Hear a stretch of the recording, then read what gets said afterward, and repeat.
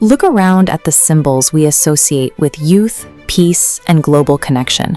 You pour a cold Fanta, watch a vintage Volkswagen Beetle cruise down the street, and see the Olympic torch relay bring nations together.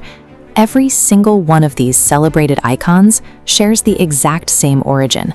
They were born within the totalitarian regime of the Third Reich.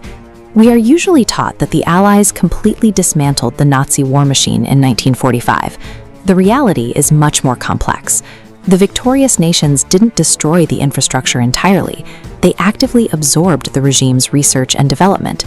The modern world operates on a heavily sanitized version of history.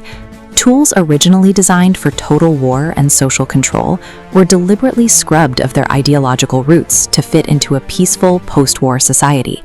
To really understand modern consumerism and geopolitics, we have to acknowledge a difficult truth.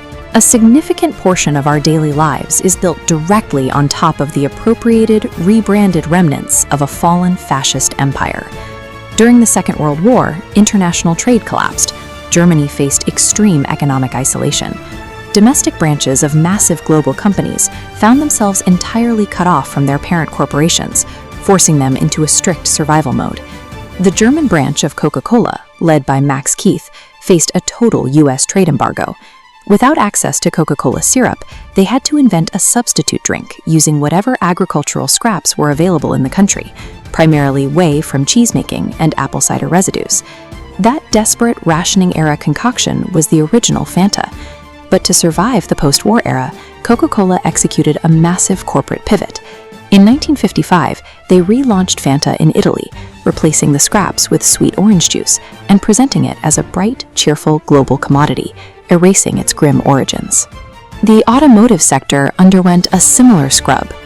Long before the Volkswagen Beetle became an icon of counterculture and peace, it was a state-sponsored project conceived by Adolf Hitler. His Strength Through Joy program needed a cheap, functional vehicle to mobilize the German working class. When the war ended, the Wolfsburg factory lay in ruins.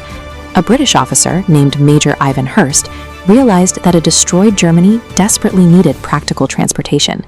He saved the factory, stripped the political baggage from the car's identity, and pushed it into mass production. Corporate survival in the mid-20th century required absolute historical amnesia. As long as the product worked, consumer goods easily shed the dark ideologies that originally funded their creation. While corporations rebranded sodas and cars, the geopolitical sanitization of technology was much more deliberate. In the final days of the war, victorious powers scrambled to capture advanced military technology and the scientists who built it, prioritizing acquisition over destruction. The V-2 rocket represents a jarring dual milestone. It was the first human-made object to cross the boundary into space, but it was manufactured under brutal conditions. Thousands of concentration camp prisoners died building these missiles in underground factories. Instead of facing trial, the lead engineer behind the V-2, Wernher von Braun, and over 100 of his team members were quietly transferred to the United States. Through Operation Paperclip, this exact group laid the foundation for the American Apollo space program. A similar extraction happened in aviation. In 1944, the Horton brothers designed the Ho-229, an aircraft that abandoned the traditional fuselage for a smooth, flying wing. It was built to make the aircraft incredibly difficult for early radar systems to detect. American engineers captured the prototype and studied its principles of radar invisibility.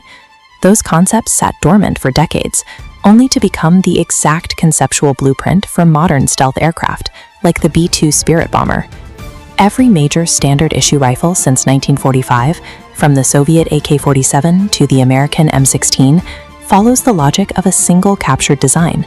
The STG-44 introduced a mechanical middle ground, an intermediate cartridge that provided both precision and rapid fire, shifting the focus of infantry combat away from the bolt-action rifle. Throughout the Cold War, the superpowers fully sanitized the moral cost of these weapons. They took the engineering, scrubbed the history, and simply repainted the hardware with their own flags. Perhaps the most shocking instance of cultural sanitization happened in the world of sports. The 1936 Berlin Olympics served as a masterclass in totalitarian propaganda. designed to manufacture deep historical legitimacy for the regime out of thin air. We view the Olympic torch relay as an ancient Greek tradition. It is actually a ritual entirely invented by the organizing committee of the Third Reich. They engineered a 3,000-kilometer relay from Greece to Berlin to symbolically link their modern power directly to classical antiquity. The industrial sector was fully complicit in this theater. The organizing committee needed over 3,000 metal torches that could stay lit through rough weather. They turned to Krupp, the massive German steel and arms company that was simultaneously fueling the national war effort, to manufacture them. Today, millions watch the flame travel the globe as a symbol of international peace. Yet its structure and ceremony remain identical to that original 1936 staging, a piece of fascist theater that the world simply never stopped performing. When you survey the present-day landscape, you see a vast, fully integrated network of these innovations surrounding us.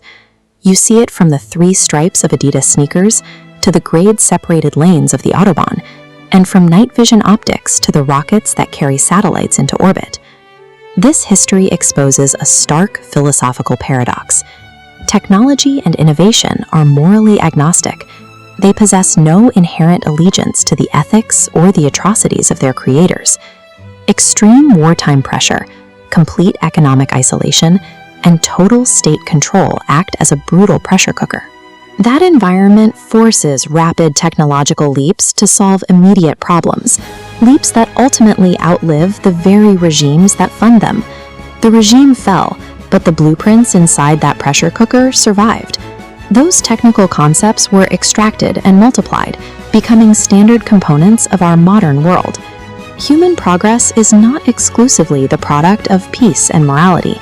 Sometimes the darkest chapters of history lay the mechanical groundwork for the future, leaving it up to us to remember the true cost of the tools we use every single day.